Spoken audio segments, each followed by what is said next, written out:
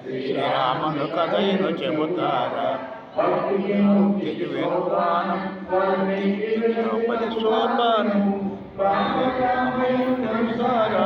రాముని కథ విను చెబుతారా శ్రీరాముని కథ విను చెబుతారా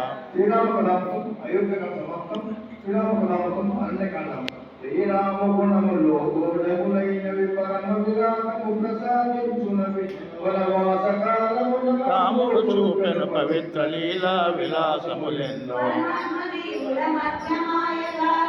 లక్ష్మణుల మధ్యన నడగుచు శోభిల్లుచుండగ శరభంగాశ్రమించేరి పగలు నీరాక కోసమై జన్నులు చూచుచుంటిని తప ఫలములు దారపోస శరభంగుడు